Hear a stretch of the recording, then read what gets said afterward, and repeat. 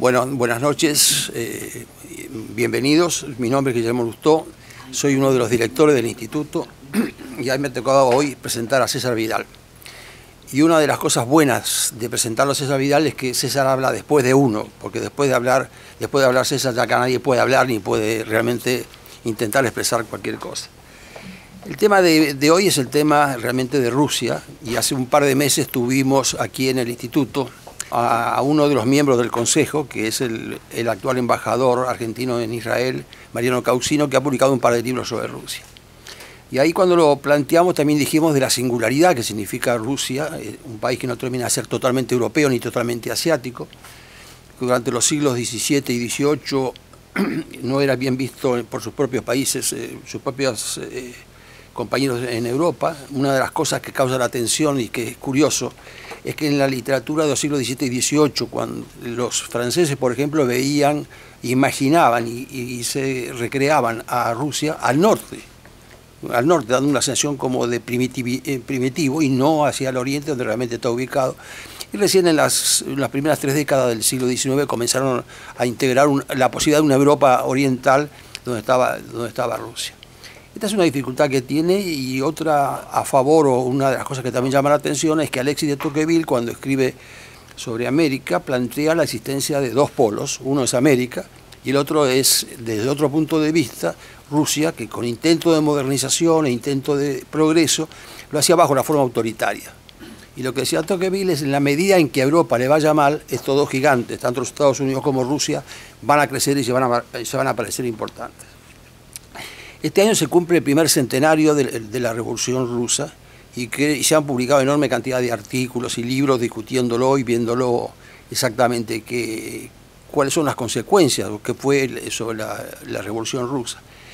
Y yo creo que hay que tomar en cuenta un libro que para mí tiene un título excelente, que son 10 días que conmovieron al mundo, escrito por John Reed, donde efectivamente, como señala en su libro César, está lleno de inexactitudes y malas interpretaciones, pero que tiene un título estupendo, porque realmente demuestra lo que significó la Revolución Rusa. La Revolución Rusa nos ha modificado totalmente el panorama mundial, el panorama de la geopolítica, y ha cambiado una cantidad de cosas. Tanto que Hobsbawm ha señalado que el siglo XX es un siglo corto, que comienza con la Revolución Rusa y termina con la caída de la Unión Soviética. César discrepa con el momento, y yo creo que comparto la posición de César, que es que en realidad uno debiera plantear el inicio del siglo con el comienzo de la Primera Guerra Mundial y no tanto con el de la Revolución Rusa. Pero lo cierto es que estamos viviendo unos cambios importantes en función de esta Revolución Rusa. Parte de lo que veía ahora en Buenos Aires con lo que se ha publicado una cantidad de libros. Una cosa que me llamó la atención es que el diario La Nación, el diario más conservador en Argentina, que ya existía desde mediados del siglo pasado, publica frente a la Revolución Rusa lo siguiente: la Revolución Rusa merece la simpatía de los liberales de todo el mundo. Eso es como un diario conservador lo veía en la Argentina. Era la época del presidente Irigoyen, donde la Argentina, como siempre, estaban en una vocación de neutralidad de lo que ocurría, pero que estaban muy jugados, y básicamente mucha gente que apoyaba a la Revolución Rusa era por oponerse al Imperio Austrohúngaro o a Alemania.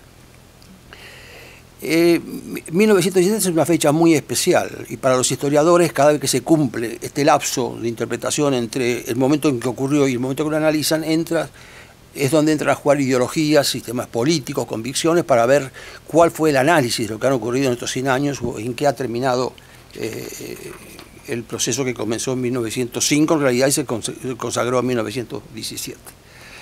En 1997 César publicó un libro que se llamaba La ocasión perdida, sobre la Revolución Rusa, y hoy, 20 años más tarde, vuelve a publicar el libro que se llama Con la Revolución Rusa, un balance a 100 años de producida o de distancia.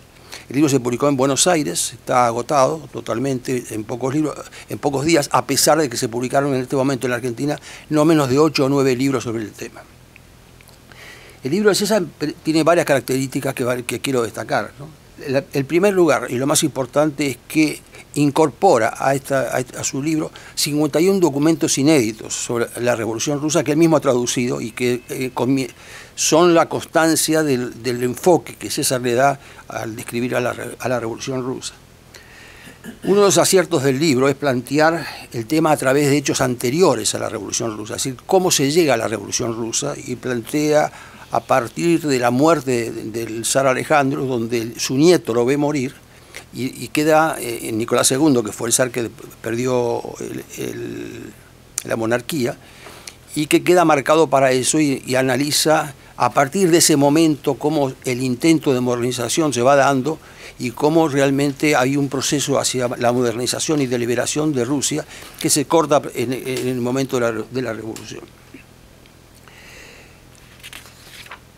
Entre los elementos a considerar necesarios para poder analizar la Revolución Rusa, el libro destaca la intervención eficaz e interesada, según César, de los actores externos, como Alemania, Francia y los propios Estados Unidos, a través de ese sistema financiero, que intervinieron y se preocuparon mucho por el tema de la Revolución Francesa, que se daba en medio de la Primera Guerra Mundial. Yo voy a detenerme en dos elementos, porque voy a dejar que César explique mucho mejor sus tesis sobre el libro y el análisis que hace en las últimas páginas de esto, después de estos 100 años. Pero hay dos elementos que yo sí quiero destacar. El primero, que hay una lección evidente de este relato de la Revolución Rusa, es que las cosas pudieron haber sido de otra manera, y que pudieron haber sido totalmente de otra manera si los personajes centrales, no solamente el caso del zar y sus ministros, sino aún de León y de Trotsky, hubieran actuado de otra manera.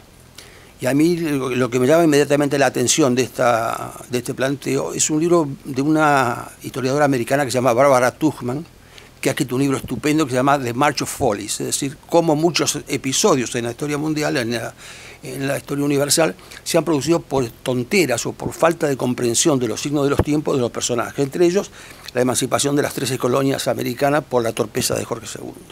Ese es el primer punto, es decir, efectivamente las cosas pudieron ser de otra manera si hubieran comprendido lo que estaba en juego y hubieran podido actuar de otra manera. Y el segundo tema, el que yo quiero resaltar, es el rol del terrorismo en este proceso, rol que también fue compartido por la Revolución Francesa y por la Revolución Cubana. Y acá otra vez traigo otro libro de una académica argentina, se llama Claudia Gil, que ha estado en este instituto explicando el libro, un libro estupendo que se llama Silencio Cuba. Lo bueno de esta explicación es que Claudia Gil es una académica activista de izquierdas, es decir, es una mujer muy formada, pero con claras y declaradas simpatías por la izquierda. Y Claudia Gil dice en este libro que ella no comprende cómo la izquierda pudo haber aceptado a Castro. Y desde el punto de vista académico define y plantea claramente que el terror era un hecho inevitable para el sistema que Castro intentaba plantear en Cuba. Lo cual eran los dos puntos que quería plantear. Yo decía que presentarlo a César tiene la ventaja de que uno habla primero y después ya no tiene que soportar el nivel que él plantea en la discusión. Pero yo creo que hablar de los títulos, de las publicaciones y de los premios que tiene César para todos nosotros es inoficioso, porque ya los conocemos todos, mucho más que a mí. Él debería presentarme a mí, no yo a él. Pero sí quiero complementar esto con la semana que ha estado César en Buenos Aires. César fue a Buenos Aires a hablar sobre la herencia del cristianismo, que es un tema ya de hace unos 2 años presentado también aquí. Pero durante la estadía de 10 días en Buenos Aires dio 3 conferencias sobre la Revolución Rusa. Estuvo en el programa más visto de la televisión argentina, en un programa que fue un éxito absoluto, donde la gente lo paraba en la calle, para envidia mía, y le decía: señor Vidal, lo he visto en televisión y me ha encantado, y lo elogiaba en la calle por haberlo visto en televisión. Publicó un artículo sobre la Revolución Rusa en el diario cultural más importante de la Argentina, que es la revista Enie, y publicó un artículo en Clarín que sería también más difundido de la revista Enie. Pero como esto era demasiado reiterado para él, dio una charla sobre la herencia del cristianismo, dio una charla sobre la situación de Cataluña en el Círculo de Legisladores de la República Argentina, y en total ha dado como 6 o 7 charlas, aparte de lo que ha escrito sobre la Revolución Rusa. Yo creo que este es el complemento que ustedes ya conocen sobre él, así que ya le dejo la palabra a César.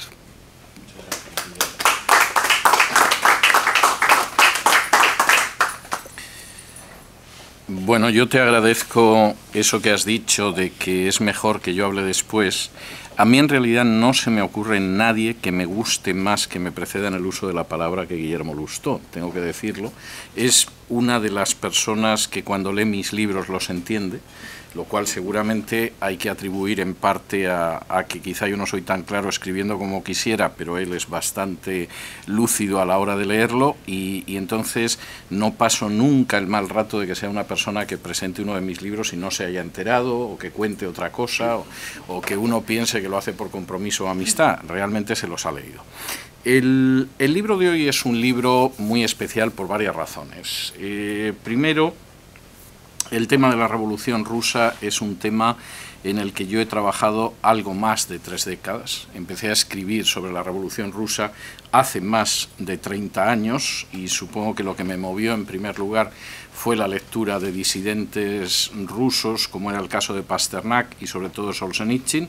De hecho, el último libro de Solzhenitsyn, la traducción del ruso al español, la realicé yo hará en torno a unos 10, 15 años, calculo, fue el último libro que se publicó, que fue El colapso de Rusia, que en su día publicó Espasacalpe y que ya solamente se encuentra en librerías de viejo, pero para mí era un tributo muy querido a uno de mis autores preferidos. Y hace 20 años se publicó La ocasión perdida, que es una especie de matriz sobre la que ha ido creciendo en 2 décadas esta revolución rusa, un balance a 100 años de distancia. Libro que tenía enormes alicientes en aquel entonces, porque los archivos de la desaparecida Unión Soviética se habían abierto, una época en que prácticamente se podía localizar todo. Yo he dicho, no es ningún secreto, que no hay menos de media docena de libros míos que se nutrieron precisamente de poder bucear en los fondos documentales que eran inéditos en aquel entonces.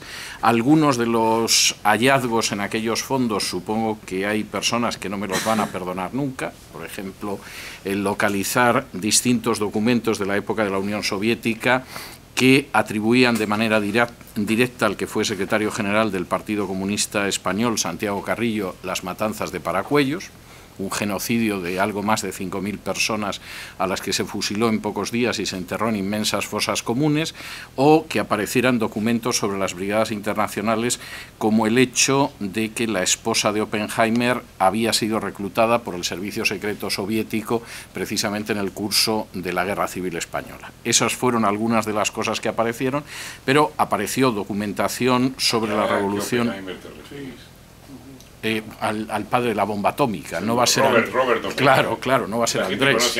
No, yo creo que la gente sabe que no estoy hablando de Andrés Oppenheimer, pero efectivamente Kitty Oppenheimer. Efectivamente son algunas de las cosas que aparecieron, pero aparecieron documentos que a mí me permitieron escribir La ocasión perdida, cuyo subtítulo era Las revoluciones rusas de 1917, porque aunque solemos hablar de la revolución rusa, la verdad es que hubo 2 revoluciones muy distintas y muy diferenciadas. Hay 3 aspectos de este libro que a mí me parece interesante resaltar. El libro tiene otros aspectos, por supuesto es una historia que permite comprender las revoluciones rusas, porque empieza haciendo un análisis de lo que son las raíces de la revolución y de lo que ha sido el desarrollo histórico de Rusia anteriormente, pero hay 3 aspectos que a mí sí me parecen interesantes. El primero es, de alguna manera, el conjunto de falsedades sobre la revolución rusa que han adquirido carta de naturaleza histórica. Y que han adquirido carta de naturaleza histórica porque, a fuerza de repetirse, pues efectivamente incluso un diario liberal se lo puede hasta creer y dar gracias a la Revolución Rusa. Mentiras que implican, por ejemplo, que la Revolución Rusa era inevitable, es decir, tenía que haber una revolución en Rusia sí o sí, que la Revolución Rusa fue el triunfo de los obreros y los campesinos que crearon el primer Estado obrero y campesino, que Stalin era una excepción dentro del desarrollo de esa Revolución Rusa, excepción maligna, pero a fin de cuentas excepción, o que, por ejemplo, la intervención extranjera en contra de los bolcheviques fue un asalto imperialista que efectivamente hubo que vencer porque hubiera significado el final de la revolución. Esto se sigue repitiendo en todo tipo de documentales, de aulas universitarias, de libros, de artículos, igual que se repite de una manera que a mí me resulta bochornosa, porque es vergonzoso, las imágenes de la película Octubre de Eisenstein con la toma del Palacio de Invierno como si fuera un documental de la época, cuando en realidad es una absoluta invención, porque el Palacio de Invierno nunca se tomó. Es decir, el Palacio de Invierno tenía una pequeña compañía de ciclistas que se retiraron, luego entraron los soldados y marineros y asaltaron las bodegas del palacio y destrozaron algunos de los muebles y algunas de las obras de arte, pero nunca se produjo eso. Bien, seguimos viendo las imágenes del octubre de Eisenstein, que cinematográficamente es una obra maestra, pero que tiene escaso contacto con la realidad. No hace falta decir que todo este tipo de mentiras no se corresponden con la realidad, distorsionan el análisis de lo que fue la Revolución Rusa y son verdaderamente imposibles de sostener de una manera documentada. La Revolución Rusa no era inevitable. Si Nicolás II hubiera sido un personaje con menos escrúpulos morales, hubiera abortado totalmente la Revolución de febrero-marzo del 17, con lo cual nunca se hubiera producido la de octubre-noviembre. Nicolás II no solamente es que no era esa persona, sino que de hecho tenía muchos escrúpulos morales y, puestos a intentar evitar el derramamiento de sangre, llegó a un acto ilegal como fue el de no solo abdicar él, sino abdicar en nombre de su hijo, lo cual estaba totalmente prohibido por el sistema jurídico ruso, pero se dio por bueno, lo que permitió proclamar la República. Kerensky, que inmediatamente se convierte en el jefe de gobierno provisional que sustituye al sistema zarista, tampoco es un personaje que fue simplemente algo intermedio en el camino hacia el triunfo del proletariado. De hecho, si Kerensky hubiera tenido más respeto hacia el peligro que significaban los bolcheviques y menos miedo hacia los militares, seguramente hubiera podido abortar el golpe de octubre de 1917. No fue el caso y eso lo pagarían no solamente los rusos.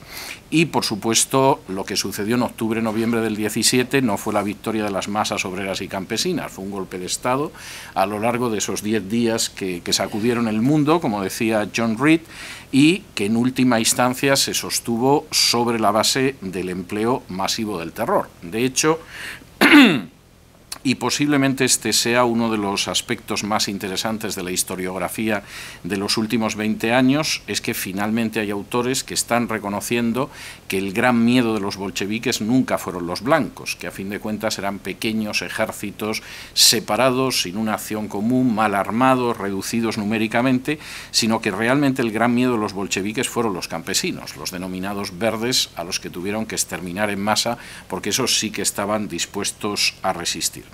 No hace falta que diga también que, por ejemplo, la idea de que Stalin es una excepción no se corresponde en absoluto con la realidad. Stalin fue un extraordinario intérprete de una partitura que había escrito Lenin y seguramente Trotsky hubiera sido un intérprete más pavoroso, pero en absoluto significó la deformación del sistema. El sistema consideraba que el terror era absolutamente necesario.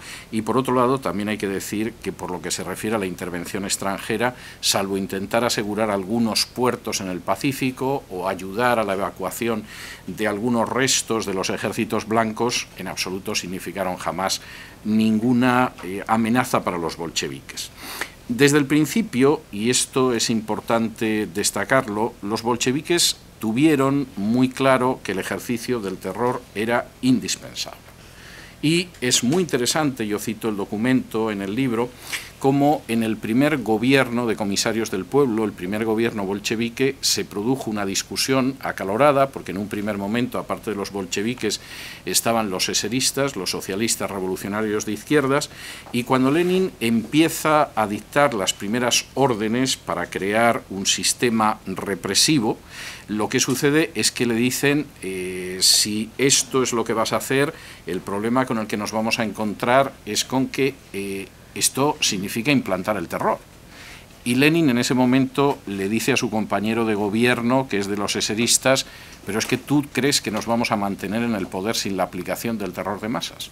Es decir, es imposible consolidar el poder y mantenernos sin la utilización masiva del terror. Por cierto, circunstancia que no tuvo nada que ver con la revolución, porque al menos desde 1908 Lenin estaba defendiendo la idea de que el terror era indispensable para mantener el sistema que supuestamente iba a ir hacia el socialismo. Y porque incluso en agosto del 17, es decir, antes de la toma del poder por los bolcheviques, Dzerzhinsky, polaco, que se haría con el control de la CK, la policía represiva leninista, ya hablaba claramente del exterminio de sectores enteros de la población. En ese sentido, y desde luego es verdaderamente para pensarlo, el terror fue una base que además aparece muy claramente en bastantes de los documentos que yo traduje y que reproduzco en el libro. Es decir, cuando Lenin, por ejemplo, ordena diezmar a unidades enteras del ejército para evitar la huida, cuando en un momento determinado se ordena el encarcelamiento de sectores enteros de la sociedad, porque pueden obstaculizar el esfuerzo revolucionario, que pueden ser las pobres prostitutas que hay en una población, como los sospechosos de apoyar la ideología burguesa en otra. Es decir, el uso del terror es claro, y como es la creación de la CK, que en última instancia se funda incluso antes de la Asamblea Constituyente, en diciembre del 17, en la idea de que posiblemente vamos a perder las elecciones, como efectivamente las perdieron un mes después, y por lo tanto lo que tenemos es que tener articulado un sistema represivo que impida que podamos llegar a perder el poder. En ese sentido, Stalin no inventó nada, porque el que inventó todo fue Lenin y en su defecto Trotsky. Por ejemplo, Trotsky concibió la idea de tener dosieres de los oficiales y suboficiales del ejército para represaliar a las familias, lo cual siempre se ha contado después de Stalin. Es verdad que Stalin lo hizo, pero quien empezó a hacerlo en el mismo mes de octubre del 18 fue Trotsky.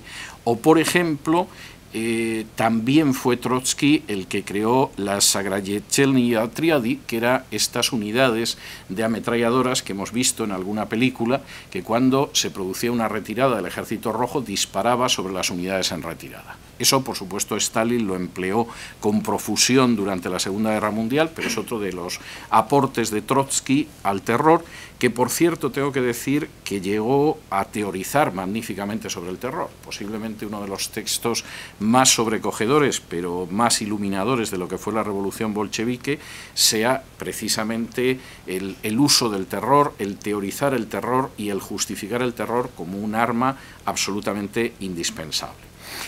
Lo que esto significó en términos de sufrimiento humano seguramente es incalculable, aunque en estos momentos conozcamos mejor las cifras de lo que podían conocerse hace 20 años. Pero solamente en el periodo de 1918 a 1920, que es cuando se ubica la guerra civil y la revolución en el sentido más estricto, murieron no menos de 701.000 soldados del Ejército Rojo en acción o en retirada, porque es así, aproximadamente unos 100.000 blancos, sin contar los que luego serían fusilados en el periodo de la posguerra, no menos de 250.000 de campesinos que se habían alzado contra los bolcheviques, y por cierto tengo que decir que en este sentido hay que conceder a los bolcheviques el terrible lugar en la historia de ser los primeros que utilizaron el gas para acabar con poblaciones civiles. Luego los nazis llegaron a un grado de sofisticación y de masificación terrible, pero la primera utilización de gas, y yo reproduzco el documento en mi libro, se produjo ya en el año 21, y la llevó a cabo el general Tukhachevsky siguiendo órdenes de Lenin, es decir, vamos a utilizar el gas como forma de exterminio masivo de la población, e incluso estamos hablando casi día por día de 20 años antes del uso de cámaras de gas en Auschwitz, y incluso las camionetas de gas para ejecutar a prisioneros, que en ruso son las dusheguzki, también fueron inventadas precisamente por un bolchevique en el año 37. Luego se utilizaron con enorme profusión por parte de los nazis, sobre todo en la zona de las repúblicas bálticas, pero es otro de los inventos bolcheviques, cosa que por supuesto no se suele contar nunca. Si a esto le añaden ustedes como 2 millones de personas que fallecieron de hambre y de enfermedad en el curso de la guerra, y otros 2 millones, en no escasa medida gente de bastante instrucción que tuvo que exiliarse, pues la revolución costó 5 millones de personas, que es un tributo notable. Sin entrar en los años posteriores, porque entre 1929 y 1953 23,5 millones de ciudadanos soviéticos fueron encarcelados. Y de esos 23,5 millones, una tercera parte al menos en ese periodo fue fusilada. Por supuesto, otros no llegaron a ser fusilados, murieron de hambre, de torturas, de trabajo esclavo, etcétera, etcétera, pero el tributo fue notable. De manera que la primera lección, a mi juicio, absolutamente inolvidable es la utilización del terror y cómo se utilizó el terror, con qué profusión y desde luego sin ningún problema de conciencia. Por cierto, y por terminar esta parte, recordar que cuando a la muerte de Stalin, Khrushchev habla de los excesos del stalinismo, los excesos del stalinismo fue que persiguió a compañeros de partido, no que se produjera la matanza de los enemigos del pueblo. Eso es algo por lo que nunca se pensó que hubiera que pedir disculpas, ni que fuera un hecho maligno, ni cosa parecida. El gran problema era que Stalin no había sabido conservar la solidaridad que se supone que tenían que tener los viejos camaradas bolcheviques y se había llevado por delante a muchísima gente, entre otros al inventor de las cámaras de gas ambulantes, que por cierto fue rehabilitado en los años 50. De modo que el primer elemento en este sentido me parece claro: pongamos la Revolución Rusa en su justo lugar, y desde luego se parece mucho a aquellos que piensan que realmente es un éxito. Por cierto, que en los días del aniversario Vladimir Putin decía que sin duda había habido algunos logros en la Revolución Rusa, pero que el coste había sido tan grande que con seguridad tenía que haber habido otros caminos que no hubieran sido tan dolorosos. Tenía razón, evidentemente había otros caminos.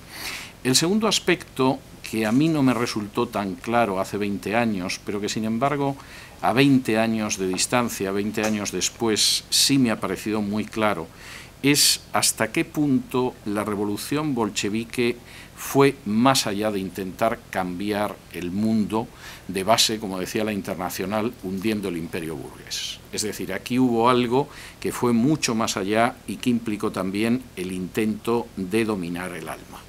Es decir, no es que hubiera un cambio político, social y económico que exigía el terror, es que hubo intentos claros de intentar cambiar el alma humana y en algún caso marchas atrás porque se dieron cuenta de que aquello podía ser pavoroso. Por ejemplo, en el año 1906, en Rusia, bajo el zarismo, se declaró abolida la censura. En contra de las imágenes que muchas veces se reproducen, la verdad es que la prensa era muy libre, lo cual no quiere decir que en algún momento no fueran a procesar a algún director, editor o periodista, pero en términos generales era una prensa incluso bastante más libre que en países occidentales. En el año 1918 los bolcheviques cerraron toda la prensa. No solamente eso, en el año 1922 llegaron a censurar incluso el arte, creando un organismo que era el Glavlit, que sometía a la censura oficial política desde la pintura a la escultura, etcétera, etcétera. Se puede decir muchas cosas del zarismo, pero en términos de libertad de prensa, su última década no tiene punto de comparación con lo que fue el bolchevismo. Incluso en la época en que existía una censura, desde luego la libertad era infinitamente mayor que en el periodo de la Unión Soviética. Lo mismo sucedió con el caso de la educación. La idea fue cambiar la educación como fuera. No hace falta decir que desde 1884 la educación universitaria en Rusia era muy libre porque se abolió el sistema, el estatuto de universidades que había. Las universidades pasaron a ser autónomas. Es verdad que en muchos casos se convirtieron en focos de subversión, pero la enseñanza universitaria era muy libre. Eso desapareció totalmente en 1921. Y no solamente sucedió eso, sino que además en el año 18 se pretendió que cualquiera pudiera acceder a la universidad sin estudios previos, con lo cual pueden ustedes imaginarse la llegada de masas semianalfabetas a la universidad y el impacto que eso tuvo. No hace falta decir que como los bolcheviques no eran estúpidos, dieron marcha atrás y en un momento determinado la enseñanza podía estar controlada de manera ideológica, pero desde luego ya no llegaba a la universidad más que la gente que pasaba por un filtro de carácter científico y académico muy bueno. Posiblemente fue una de las marchas atrás más inteligentes del bolchevismo. Dieron marchas atrás también en otros terrenos, como por ejemplo la vida privada. En 1920, los bolcheviques por primera vez en la historia legalizaron el aborto. y en principio se consideraba que era una conquista social, no tenía paralelos antes o después. En el año 16 dieron marcha atrás y volvieron a ilegalizarlo, porque el efecto que esto estaba teniendo sobre la demografía del país era absolutamente nefasto y no podían permitirse que el primer estado proletario de la historia, como se conocía, tuviera problemas demográficos. Fue también un periodo de enorme dureza en el terreno de la religión. Desde 1920 se llevó a cabo la expropiación de los bienes de las iglesias, sobre todo de las iglesias, que fueron las que sufrieron más al respecto, la prohibición de la enseñanza religiosa, el saqueo e incluso el intento de crear alguna especie de iglesia ortodoxa al estilo de la teología de la liberación, que por supuesto durante unos años fue la coartada del régimen de Lenin y que luego fueron marchando al Gulag, a los campos de concentración, exactamente igual. E incluso, y esto sí que es notable, aunque la economía fue una economía socialista hasta el desplome de la Unión Soviética, sin embargo, en algunos momentos también dieron marcha atrás. Posiblemente Lenin era mucho más flexible y más inteligente. Escrúpulos morales no tenía ninguno, pero no era un estúpido. Fue mucho más flexible y más inteligente que la gente que después lo imitó. Le señalo un par de situaciones de este tipo. En el año 21, las cosechas en Rusia se habían desplomado un 20%. 33 millones de personas se vieron absolutamente afectadas por el hambre, sobre todo en Rusia, Bielorrusia y Ucrania. En el año 1922, si no llega a ser por la American Relief Administration, que estaba alimentando diariamente a 11 millones de personas, el número de muertos por hambre hubiera podido ser verdaderamente pavoroso. Pavoroso. ¿Cómo resistió ante esto el régimen? Admitió la ayuda americana, dio marcha atrás en el proceso de colectivización, hasta que luego volvería a repetirse más adelante, pasó a la nueva política económica y en un momento determinado, sobre todo, aumentó el número de funcionarios. A mí me da pavor cada vez que veo aumentar el número de funcionarios, porque al acabar la revolución había 576.000 funcionarios públicos en Rusia y para la época de Stalin había 2.400.000. Y ya pueden ustedes imaginarse el papel que tuvieron los 2.400.000 funcionarios en mantener a Stalin. Tercer aspecto, y con esto voy a concluir, o sea que pueden tranquilizarse, que me parece interesante en cuanto a la Revolución Rusa. Si el primero es la pervivencia verdaderamente tenaz de la mentira a la hora de hablar de la Revolución Rusa, uno tiene que estar oyendo todavía versiones totalmente fabricadas por los bolcheviques como si fueran dogma de fe y que nadie se ha molestado en contrastar con la documentación. Si el segundo es la manera en que se llevó a cabo una ingeniería social que parece que nadie se da cuenta cuando existen movimientos de ingeniería social, de izquierdas o no de izquierdas, pero es algo que también se le escapa a la mayoría de la gente. El tercero, que suele también pasarse por alto y que a mí me parece muy inquietante, es la manera en que no se ha aprendido nada de la intervención extranjera en la Revolución Rusa. La Revolución Rusa pudo, entre otras cosas, llevarse a cabo, aparte de porque había individualidades que no tenían escrúpulo moral alguno, fuera Lenin, fuera Trotsky, posteriormente Stalin, porque también hubo poderes extranjeros que jugaron con el destino de Rusia. Y por supuesto jugaron con el destino de Rusia porque consideraron que efectivamente les beneficiaba que hubiera una revolución. Si Alemania no hubiera decidido que su gran baza en el este era enviar a Lenin y a su gente a Rusia, la Revolución de Octubre nunca se hubiera producido. Y en ese sentido, Alemania tenía unos planes sobre el este de Europa que eran clarísimos. Primero, una revolución que colapsara el frente del este, y Lenin era esencial. El famoso tren sellado es un tren alemán que pasa por territorio alemán, que llega hasta Petrogrado y que permite que un partido bolchevique que no pensaba en la revolución, porque creía dentro de la ortodoxia marxista que después de la revolución burguesa pasarían muchos años y en algún momento en el lejano futuro habría una revolución proletaria, llega un Lenin que considera que aunque sea herético lo que hay que hacer es forzar la revolución proletaria y olvidarse del avance dialéctico en el que creía Marx. Sin Alemania esto no hubiera sido posible.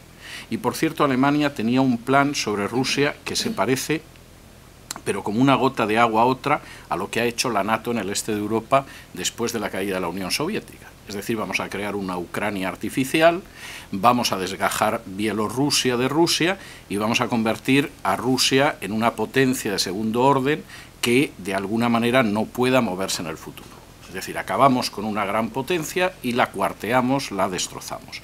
Esto los alemanes estuvieron a punto de conseguirlo, les salió mal por la derrota final en la Primera Guerra Mundial, la NATO más o menos lo ha conseguido, pero vamos a ver en qué acaba esto, porque cada vez que en Estados Unidos se dedican a copiar planes alemanes, los resultados son magníficos, sea utilizando terroristas islámicos, como en su día propugnaba las SS, sea troceando Rusia. Entonces esto, como el mañana no está escrito, que decía el poeta Antonio Machado, vamos a ver dónde acaba. Pero evidentemente, sin Alemania, sin su intento de destrozar Rusia, sin su envío de revolucionarios, no hubiéramos tenido la revolución bolchevique, no hubiera habido Unión Soviética y no hubiera pasado lo que ha pasado durante el siglo XX con el comunismo. No menos importante, y este es otro factor también para reflexionar, es el papel que jugaron algunos magnates de Wall Street en el envío de Trotsky.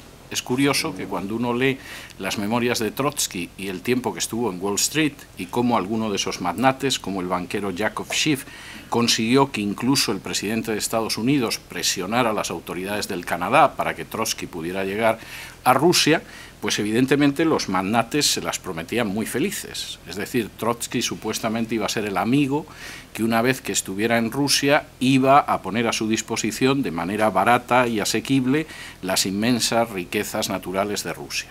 Y por supuesto, pues en fin, era un revolucionario, pero sería manejable, etcétera. Bueno, pues Trotsky no da la sensación de que fuera nunca manejable. Fue decisivo en la victoria del Ejército Rojo, con métodos absolutamente despiadados y criminales si quieren, pero desde luego no parece que al final los magnates, más allá de alguna temporada inicial, sacaran mucho beneficio de esta situación. Es más, Lenin llegaría a decir que los países capitalistas les estaban proporcionando la soga con la que esperaban ahorcarlos algún día. Y seguramente esta es una de esas cuestiones que debería llevarnos a veces a reflexionar sobre ciertas intervenciones, que sobre el papel están muy bien, pero que luego tienen unos efectos perversos cuyas últimas consecuencias son absolutamente incalculables. Si Trotsky no hubiera llegado a Rusia, posiblemente también la historia hubiera sido distinta. Y aunque hay gente que ahora revaloriza mucho a Trotsky, porque eso de que te asesinen en términos históricos siempre te deja bien, un asesinado tiene un plus histórico, la verdad, ya si te asesinan joven, no hablemos, o sea, ya tienes un lugar reservado en la historia en vez de a lo mejor el olvido. Lo cierto es que determinadas aventuras que parece que pueden ser interesantes, al final tienen efectos perversos. Cuando en la década de los 90, durante el gobierno de Yeltsin, hubo gente que decidió hacer experimentos también con Rusia y ver la manera en que podía llevarse las riquezas, desde luego se hicieron grandes fortunas, pero asentaron a Putin por los siglos de los siglos en el poder. Porque ese periodo de los años 90 en que se saqueó Rusia y que los rusos conocen como la violación de Rusia, no porque sí, solamente la quiebra de ese Estado ocasionó la muerte de no menos de 8 millones de rusos, no es una tontería, no es una tontería. Evidentemente provocó una reacción en la cual, para evitar el saqueo extranjero y para evitar, por supuesto, la desintegración nacional creciente, estamos casi dispuestos a todo. No es tan raro la muerte de tanta gente. Les voy a poner un ejemplo que creo que ilustra bastante esto. Cuando existía todavía la Unión Soviética, existían brigadas de camiones para recoger borrachos. Esto puede parecer una tontería, porque una persona se emborracha en una calle de la Florida, y del sur de la Florida, y se cae, con que no le pase un automóvil por encima, al día siguiente se despejará y se va. Pero imagínense lo que significa vivir en Rusia en el invierno con 30 grados bajo cero, regresar a casa ebrio y caerse en la calle. El camión pasaba, recogía al ebrio y lo llevaba a su casa. Cuando los camiones dejaron de pasar, los ebrios se morían de frío por la noche, o a lo mejor sufrían congelaciones que acababan en amputaciones y en pérdida de miembros. Este es solo un ejemplo, añadan otro tipo de ejemplos. 8 millones de muertos. Claro, cuando estos factores no se tienen en cuenta, pues se pierde a veces la claridad de análisis. Pero el punto al que voy es que estos aspectos siguen siendo todavía a día de hoy interesantes. Nos obligan a pensar en lo tremendamente necesario que es conocer la historia, porque las mentiras de la Revolución Rusa se siguen repitiendo como si fueran verdades dogmáticas. Nos obligan también al mismo tiempo a percatarnos de hasta qué punto en esa Revolución Rusa no solamente estuvo presente el terror, que fue pavoroso, sino un intento de cambio del alma de la gente, cambio que algunos pensaban que nunca se produciría, pero hasta que dejó de producirse se llevó por delante decenas de millones de muertos. Como decía en su gran novela Pabellón de Cáncer Solzhenitsyn, es verdad que al final el tren de la historia no va con el despotismo, pero hasta que desaparece el despotismo mueren millones y a ver quién les devuelve la vida. Y en tercer lugar, yo creo que nos obliga a reflexionar sobre la prudencia necesaria a la hora de intervenciones, de visiones de futuro, de creer que de alguna forma se puede jugar con las naciones pues de la misma manera que uno juega en una mesa con una serie de elementos, porque al final los resultados pueden ser perversos e incluso peores de la situación en la que habíamos pensado. Estas y otras cosas se encuentran en esta Revolución Rusa, un balance a 100 años de distancia. Muchísimas gracias.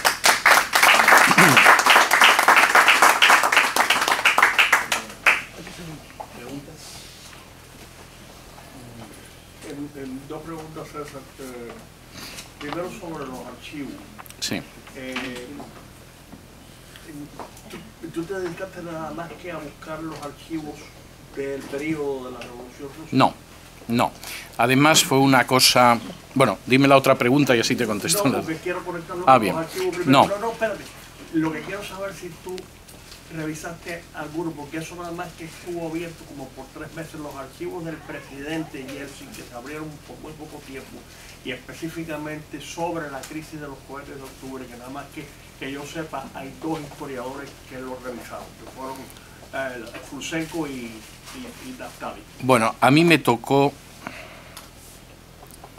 Vamos a ver, no puedo dar muchos datos sobre esto, pero no en público. No en público, pero vamos a ver, el ofrecimiento que te hacían mediante el pago de una cantidad es que te dejaban ver una serie de documentos, incluso te entregaban copia del documento, pero no podías escoger. Es decir, vamos a ver, aquí hay un número muy voluminoso de documentos que van desde la Revolución hasta la Perestroika, y usted tiene que comprar todo el paquete. Entonces, la idea es, bueno, pero mire usted, a mí me interesa en concreto tal periodo y tal otro. Haga lo que quiera con el resto de los documentos. Es decir, usted tiene que comprar todo el paquete. Y yo recuerdo que en medio de ese episodio uno de los argumentos que yo escuché fue, mire, además hay 7 o 8 americanos trabajando con esto. Hay 5 o 6 ingleses. No hay ningún español. O sea, cómprelo. La cantidad no era una cantidad muy elevada. Para mí sí era una cantidad alta, pero vamos, tampoco era ruinosa.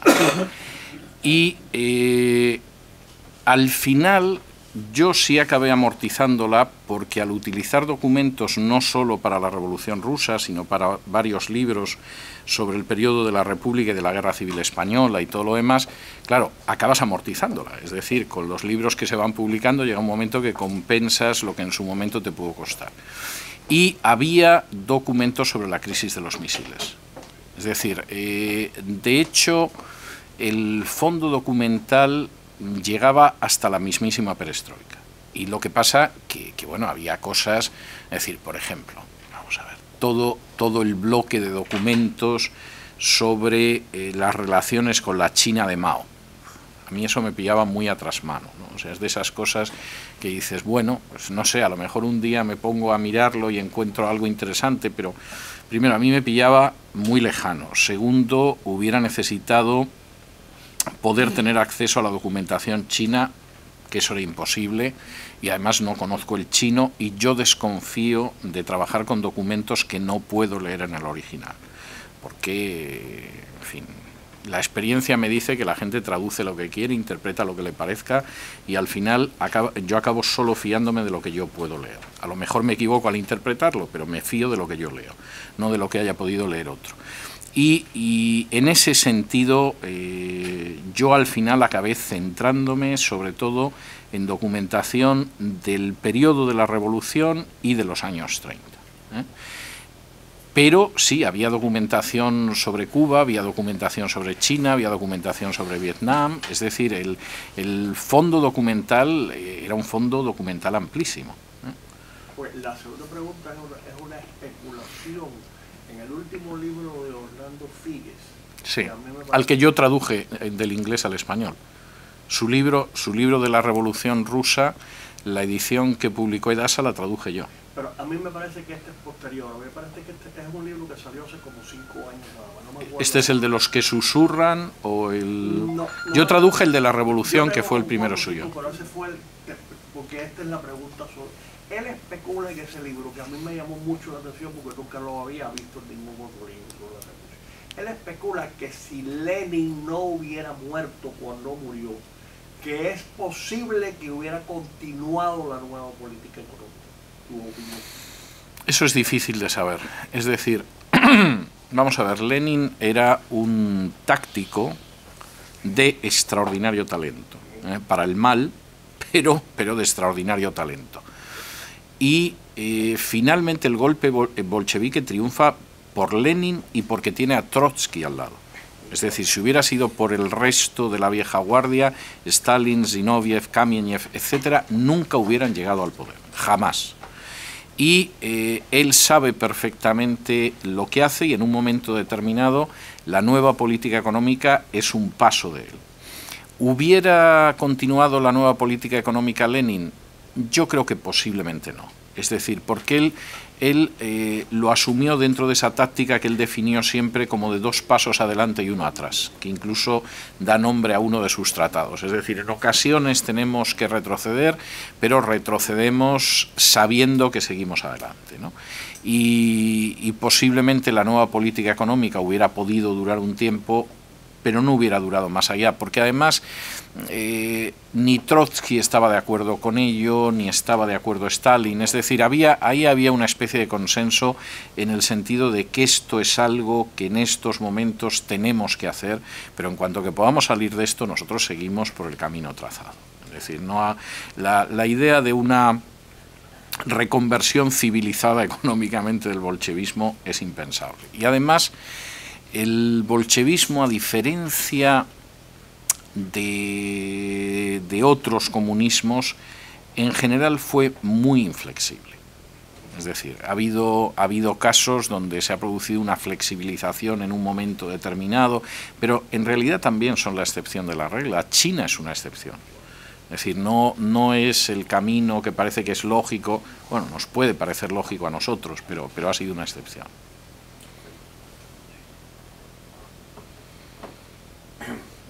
Yo tengo algunas cosas para preguntarte. O sea, tu exposición fue realmente muy estimulante y realmente todavía estoy pensando en todo lo que tú dijiste. O sea, cuando uno piensa que uno ya sabe todo sobre las revoluciones y todo eso, pero quiero relacionarme a varios aspectos. Hay un punto fundamental que tú tocaste, que es el hecho del régimen totalitario y cómo el nazismo en realidad es una imitación del bolchevismo. En muchos Sin aspectos. el bolchevismo no hubiese habido nazismo.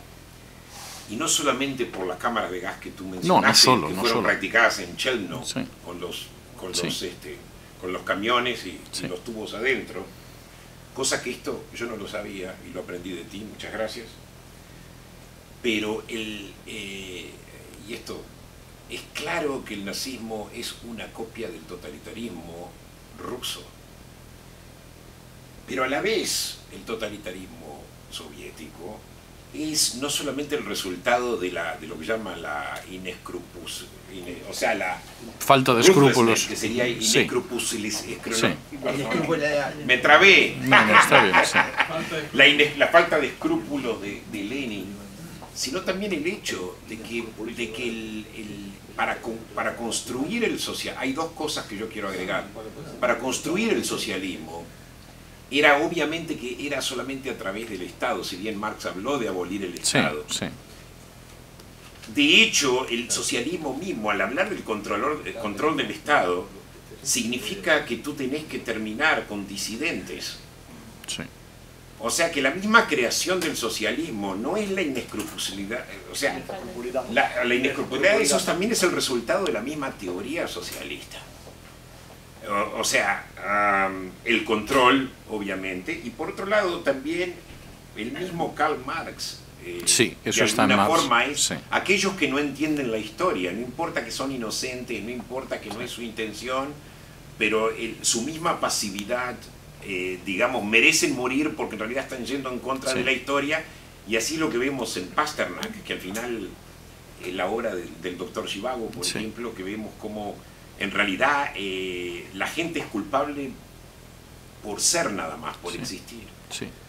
O sea, y estas matanzas masivas obviamente crean también la pérdida del valor por la vida, ¿no? Y como de alguna forma el nazismo, estoy mezclando muchas cosas. Pero... El nazismo de alguna forma entiende el poder de esa ideología comunista y ellos inventan su propia ideología totalitaria. Pero obviamente el fascismo italiano casi no tuvo influencia sobre Hitler. Es este bolcheviquismo, este horror, esta crueldad que tú definís, que por otro lado está apoyada por una idea totalitaria. Nosotros creemos en la buena vida, y en la buena vida se consigue por todos los medios, incluyendo el asesinato. Lo que, o sea, la única cosa que yo creo que estoy un poco en desacuerdo es el peso que tú le das a la intervención extranjera. Yo pienso que era de tal poder ideológico lo que Lenin traía con él, y la teoría del terror, que vos bien lo dijiste, sí. Digamos, desarrollada por Lenin y por Trotsky, sí. Que me parece que la intervención extranjera es liviana en realidad, como que no sé si había cómo parar una vez que cae el gobierno zarista, el régimen zarista, si había cómo parar una cosa así. Sí. No sé si, o sea, me da la impresión de que hay una atribución un poco exagerada a la intervención extranjera, pero por ahí... Bueno, hay varias cuestiones y todas me parecen muy interesantes. Sí. Yo creo que lo que hace Lenin está en Marx, o sea, ya está en Marx. Posiblemente lo que diferencia más a Lenin de Marx y le convierte en un hereje, pero en un hereje muy pragmático, que explica su éxito, es primero que él se da cuenta de que el proletariado no va a avanzar si no tiene un grupo que empuja, aunque sea con una pistola en la nuca, al proletariado. Es decir, mientras que Marx cree en una dialéctica materialista que ha copiado de Hegel y que convierte al proletariado en el sujeto de la historia, Lenin es el primero que se da cuenta de que el proletariado no se mueve. Hay que crear los revolucionarios profesionales, un partido que sea la vanguardia del proletariado, y en un momento determinado él da todavía un salto herético más, pero que tiene un enorme éxito, que es: no vamos a esperar a que la historia se desarrolle de acuerdo a los supuestos de Marx. O sea, si no ha habido una revolución, un Estado burgués, capitalista, avanzado, no importa, nosotros saltamos al Estado socialista. Lo cual sirve de excusa a algunos marxistas hoy en día para decir que aquello era heréticamente marxista, pero en términos de táctica política es absolutamente genial y es el éxito finalmente de los bolcheviques. Los fascismos no hubieran existido sin el triunfo de Lenin. Es decir, los socialismos en buena parte de Europa, por supuesto había socialismos revolucionarios, pero los grandes movimientos socialistas en Europa se habían ido convirtiendo en socialdemócratas. Primero en Alemania, en Inglaterra, donde encima nunca habían sido marxistas, todavía más. Todos habían votado a favor de los subsidios de guerra de sus respectivos países en vez de por la solidaridad proletaria. Quien rompe eso, y lo rompe desde el estallido de la Primera Guerra Mundial, es Lenin. Y eso tiene un efecto inmediato en la creación de los fascismos por dos razones.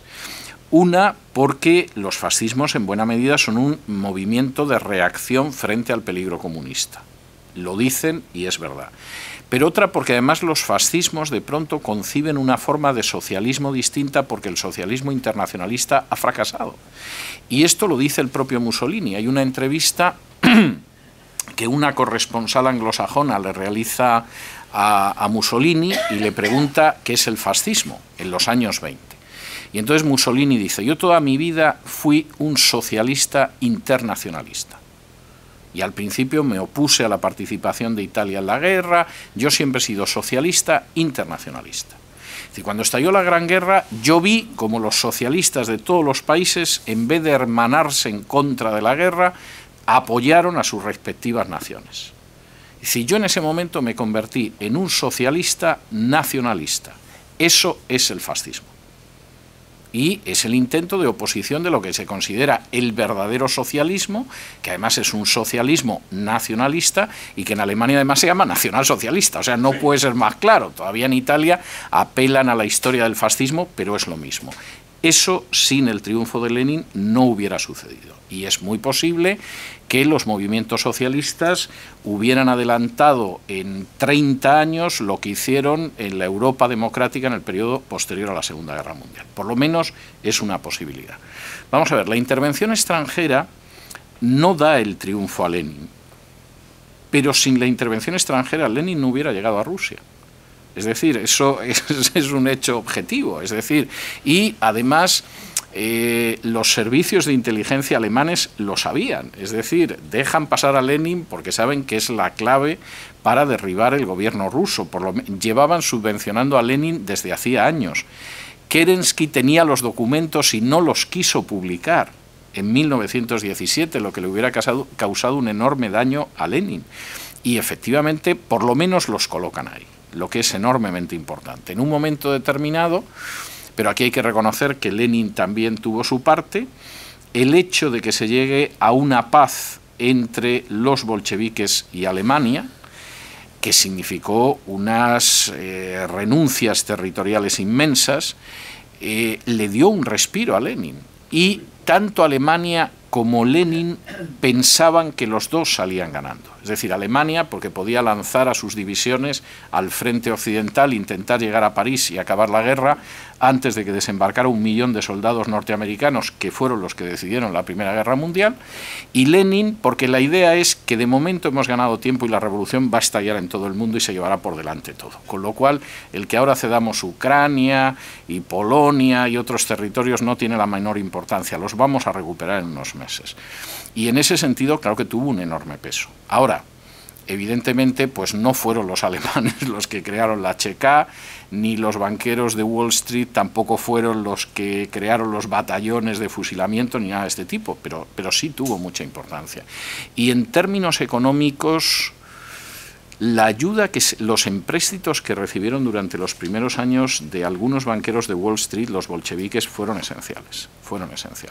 ¿Tú crees que sin ese dinero? No lo sé.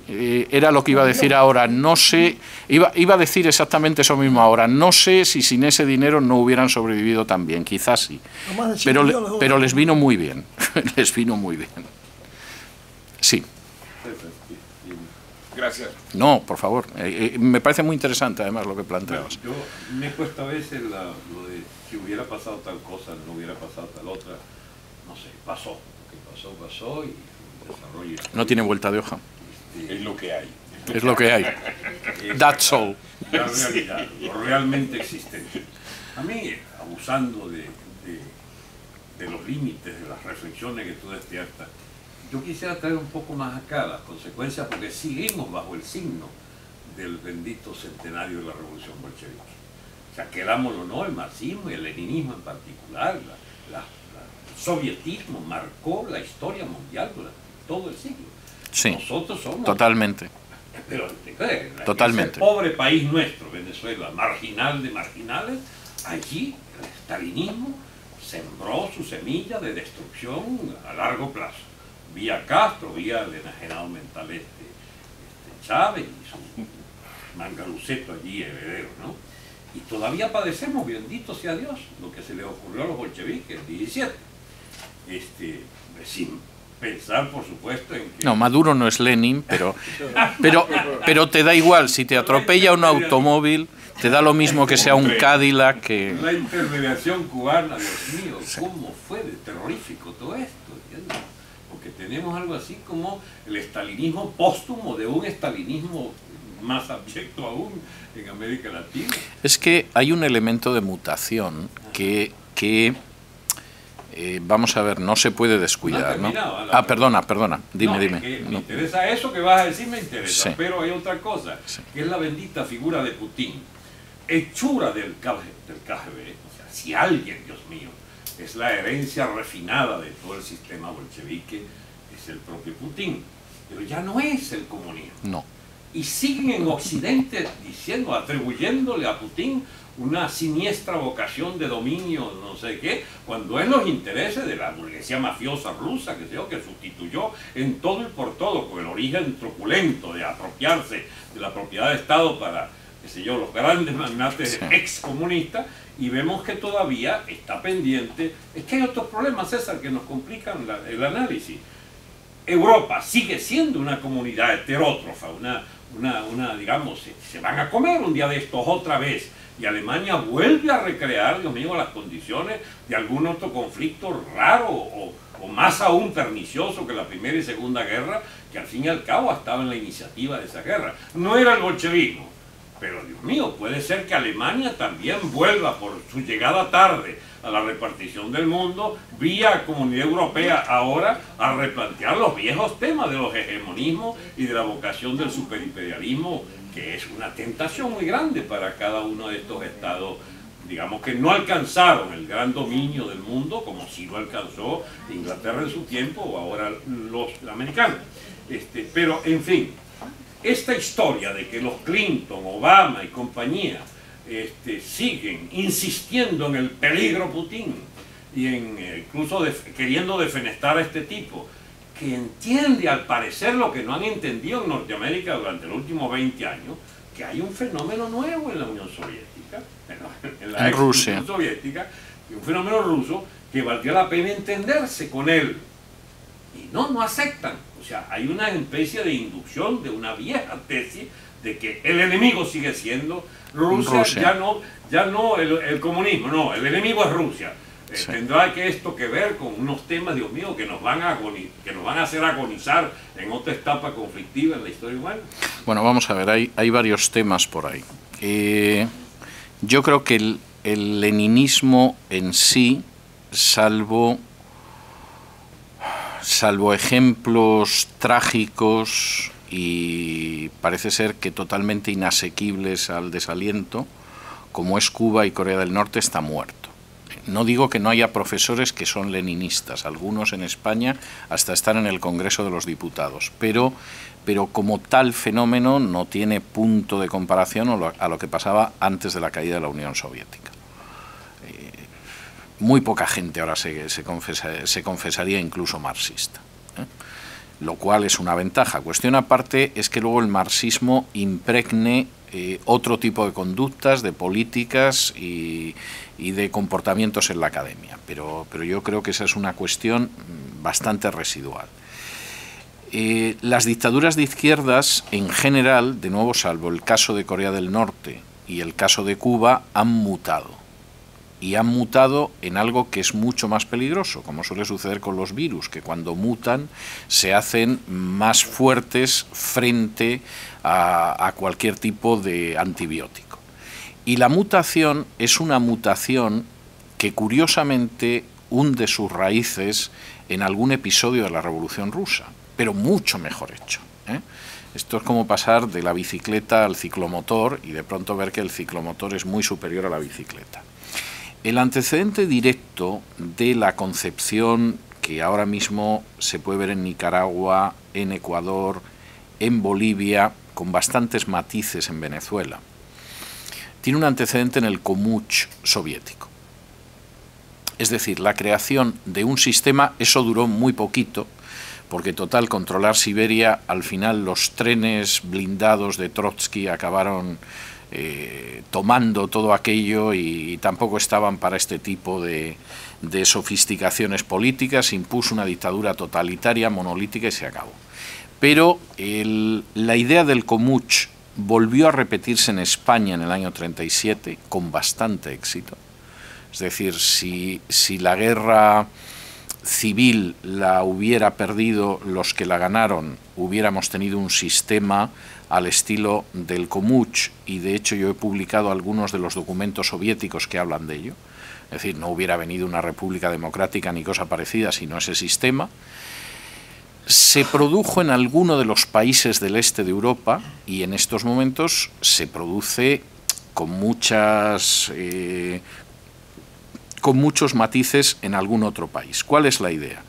La idea es llegar al poder de una manera aparentemente democrática, por lo menos. Incluso puede ser democrática, porque en un momento determinado la población de una nación puede votar a este tipo de alternativa. Y una vez que se llega al poder, articular un sistema que haga imposible desalojar a ese partido del poder. Pero, a la vez, manteniendo una cierta ficción democrática, en el sentido de que existen otros partidos, se celebran elecciones, los otros partidos se presentan a las elecciones, puede que ganen una alcaldía, puede que en un momento determinado pues ganen un gobierno si es un Estado federal, puede que tengan una cierta representación en el legislativo, pero de todas formas todos sabemos que cuando se juega la ruleta esa gente va a perder. Eso no es nuevo, pero la manera en que se ha sofisticado en los últimos años indica que verdaderamente es la parte que sí ha sobrevivido. Es decir, eso se daba. Cualquiera que conozca, lo que pasa es que la gente pensaba que todos los países del este de Europa eran como la Unión Soviética, y no eran como la Unión Soviética. Estaban aliados a la Unión Soviética y todo lo demás, pero había países donde en el legislativo había miembros del Partido Católico, del Partido Agrario, etcétera, etcétera. Todos sabíamos que pintaban poco, que al final era el Partido Comunista el que dictaba las reglas y marcaba la política. Pero bueno, la idea era decir que el sistema era plural. No, exactamente. O sea, claro, cierta autonomía. Es decir, no somos soviéticos. Bueno, es verdad, no somos soviéticos, pero esto es una dictadura y no vamos a salir en la vida de ella. Y eso, con todas las variedades que hay, porque se quiera o no se quiera, Polonia no es Nicaragua, es decir, ni los nicaragüenses son polacos, pues se busca una adaptación local. Y esa es la situación que se está viviendo, pero no es el sistema soviético, no es el sistema cubano. El cubano sí se parece al soviético y es una copia en buena medida del soviético. Es una mutación del virus que además lo hace más resistente, porque no les puedes acusar de ser un régimen de partido único, no les puedes acusar de que no hay elecciones, no les puedes acusar de que los partidos de la oposición no se pueden presentar a las elecciones, ni siquiera les puedes acusar de que no hay ningún representante de la oposición. Claro que lo hay. Es decir, en Cuba ha habido unas elecciones locales hace pocas semanas y cuando llegaron a las elecciones ya habían filtrado a todo el mundo y todo el mundo era del mismo color, o sea, no había nadie más, o sea, punto.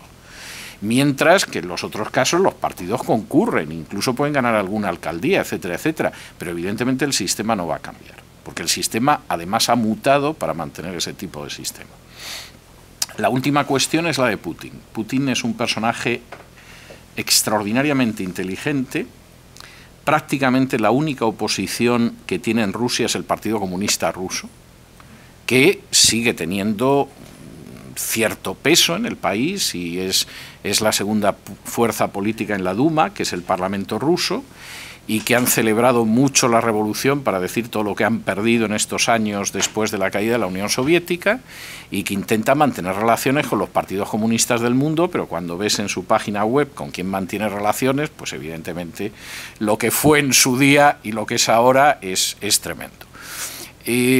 Putin fundamentalmente es un patriota, es decir, no sé si incluso el término nacionalista encajaría, pero sí el término patriota, y ha conseguido algo que ha sido impensable durante más de 75 años en Rusia, y es aglutinar toda Rusia en torno a una idea común independientemente de la política. Voy a contar una anécdota que me parece que ilustra bastante lo que quiero decir. El último viaje que yo hice a Rusia fue, yo creo que hace 5 años. Y generalmente cuando yo he viajado a Rusia, aparte de ver el arte, ir a conciertos y cosas de este tipo, compro libros y me interesa mucho ver cómo va evolucionando el tipo de libro popular.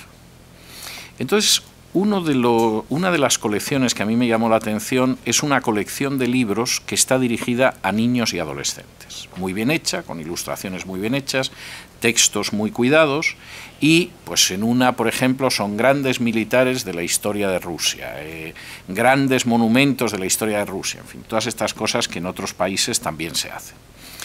Y me encuentro con uno que era grandes batallas de la historia de Rusia.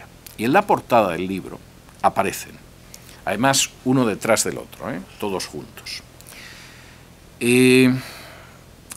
Un soldado de los ejércitos de Alexander Nevsky, que combatió contra los invasores alemanes de la Orden Teutónica, un soldado, un boyardo de Iván el Terrible, un soldado de los ejércitos de Pedro I, que derrotaron a los invasores suecos, un soldado del zar Alejandro I, que derrotó a Napoleón, y un soldado del Ejército Rojo de Stalingrado.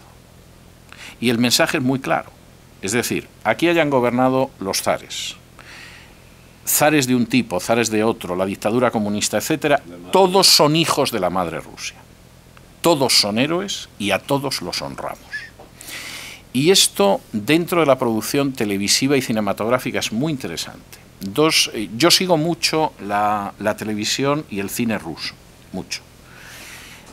Dos de las cosas más interesantes que yo he visto en la última década es una serie sobre los rusos blancos, que además dirigió Nikita Mikhalkov, el director de Quemado por el Sol, que obtuvo el Oscar a la mejor película extranjera, que es una serie verdaderamente extraordinaria. No tengo noticia de que se haya emitido en otro sitio aparte de Rusia, pero merece la pena verla, de los rusos que combatieron contra los bolcheviques.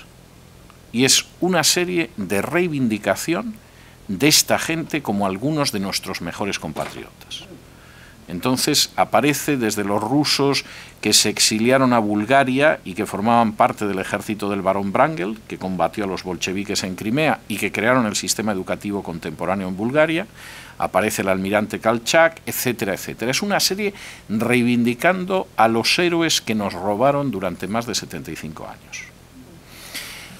La otra, que es otra serie de televisión, que está en la versión cinematográfica de 2 horas, sí me consta que ha llegado a países de Occidente, no la serie completa de 8, pero sí la película de 2, es una película y una serie que se llama Admiral, el almirante, que es sobre la vida de Kolchak, que fue uno de los jefes de los ejércitos blancos en Siberia, que era un almirante, un héroe de guerra durante la Primera Guerra Mundial, era republicano, era un hombre reformista en cuanto a sus puntos de vista sociales, y en un momento determinado lo capturaron los bolcheviques y les faltó tiempo para fusilarlo. Bien, la película es impresionante, porque es la recuperación de un héroe de guerra. Entonces, una de las cosas que ha conseguido Putin es crear una conciencia nacional frente a la idea de conciencia de clase. No sé si crear, recuperar quizá, una idea nacional. Y entonces Putin en un momento determinado pues puede ir a ver a Solzhenitsyn, y la entrevista que mantuvo con Solzhenitsyn merece la pena ver a Solzhenitsyn porque está emocionado, y al mismo tiempo enfrentarse con el Partido Comunista, al que baten las urnas, cosa que tampoco sorprende, entre la limitada influencia del Partido Comunista y que las elecciones en Rusia no deben de ser un modelo de limpieza, tampoco esto es algo que sorprenda tanto, pero evidentemente le ha creado algo distinto. Ahora, como yo soy de los que cree que el gran problema para Estados Unidos en las próximas décadas va a ser China, creo que ya lo es. Todo aquello que signifique arrojar aliados en los brazos de China me parece una imprudencia. Y Ahí incluyo el caso de Rusia. Pero aquí necesitaría tener a Mariano Caucino a mi lado, porque pensamos lo mismo y me apoyaría, y entonces además él sería seguramente más elocuente que yo a la hora de defender esa tesis. Pero sí, yo creo que se han cometido enormes errores y nos pueden costar muy caros, porque al final, en una confrontación por la hegemonía mundial, necesitamos llegar con el mayor número de aliados. Última cuestión sobre Alemania. Vamos a ver, yo creo que si Angela Merkel consigue formar gobierno en el próximo mes, vamos, se le olvida cualquier veleidad de crear el Cuarto Reich si alguna vez se le ha pasado por la cabeza. Porque tiene un panorama ahora mismo que realmente formar gobierno es algo casi milagroso. Y es una situación muy complicada, muy complicada. Y la Unión Europea, que se supone que se había producido un nuevo acuerdo para que Francia y Alemania sigan siendo las dos potencias que deciden todo, y más después de la salida de Gran Bretaña, y Macron y Angela Merkel se habían puesto en habían llegado a una serie de acuerdos. Ahora todo esto está absolutamente en el aire, por la sencilla razón de que Angela Merkel no consigue formar gobierno, porque quiere formar un gobierno hacia la izquierda y no le salen las cifras. Y todo esto se produce en un marco de la Unión Europea en la que el Brexit casi es lo de menos. El problema es que el año que viene el Banco Central Europeo deja de comprar deuda. Y va a comprar durante los primeros 9 meses la mitad de la deuda que compraba a países como España, que son absolutamente manirrotos. Y a partir del 9º mes no va a comprar deuda. ¿Cómo determinados países del sur de Europa van a conseguir evitar la bancarrota y entrar en default cuando no les compren la deuda?